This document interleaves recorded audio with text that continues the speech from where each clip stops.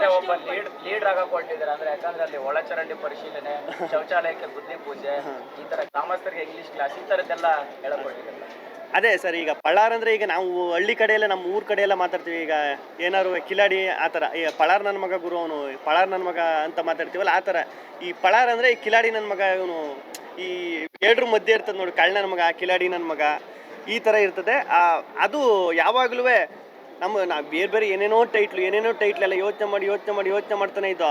ನನಗೆ ಅವರು ಪಾಪ ಒಬ್ಬರು ಫೋಟೋ ಫ್ರೇಮ್ ಕೊಟ್ಟಿದ್ರು, ಅವ್ರು ಯಾರು ಅಂತ ನನಗೆ ಸರಿಯಾಗಿ ನೆನಪೈತಿಲ್ಲ, ಅವ್ರಿಗೆ ಥ್ಯಾಂಕ್ಸ್ ಹೇಳ್ತೀನಿ. ಅದು ಫೋಟೋ ಫ್ರೇಮಲ್ಲಿ ಪಳಾರ್ ಅಂತ ಅವರು ಡ್ರಾಯಿಂಗ್ ಎಲ್ಲ ಬಿಡಿಸ್ಬಿಟ್ಟು ಪಳಾರ್ ಅಂತ ಗಿಲ್ಲಿ ಅಂತ ಅಲ್ಲಿ ಬರೆದಿದ್ರು. ಅದು ವಾಲಲ್ಲಿ ಇಕ್ಕಂದಿದ್ದೀವಿ ನಮ್ಮ ಆಫೀಸಲ್ಲಿ.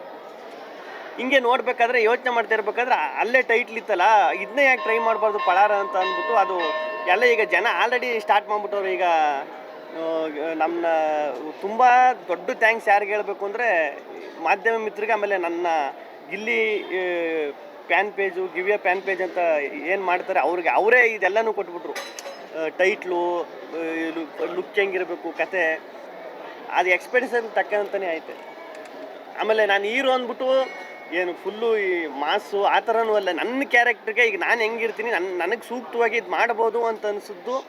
ಆಮೇಲೆ ನನಗೇನು ಬೇಕು, ನಾನು ಏನು ಮಾಡಿದ್ರೆ ಇಷ್ಟು ದಿನ ಜನ ನೋಡ್ಕೊಬಂದವ್ರೆ, ನಾನು ಏನು ಮಾಡಿದ್ರೆ ಅದನ್ನು ತಗೋತಾನೆ ಅಂತ ಡೈರೆಕ್ಟ್ ತುಂಬ ಚೆನ್ನಾಗಿ ಗೊತ್ತಾಯಿತು. ಅದು ಹೇಳ್ದಾಗಲೇ ಅದು ಕನೆಕ್ಟ್ ಮಾಡ್ಕೊಬಿಟ್ಟೆ, ನಾನು ಮಾಡ್ಬೋದು, ಇದು ನನಗೆ ಸೂಕ್ತವಾಗೈತೆ ಇದು ಪಾತ್ರ.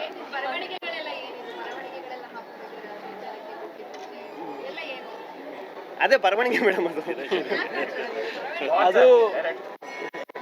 ಅದು ನೀವು ಕ್ಯಾರೆಕ್ಟರೈಸೇಷನ್, ಅದು ಅಂದರೆ ದಿನಚರಿಗಳ ಬಗ್ಗೆ ಒಂದು ಡೈರಿ ಬರ್ಕೋತಾರೆ ಅವರು ಸಂಘ ಒಂದು ಟೀಮ್ ಮಾಡಿಕೊಂಡು.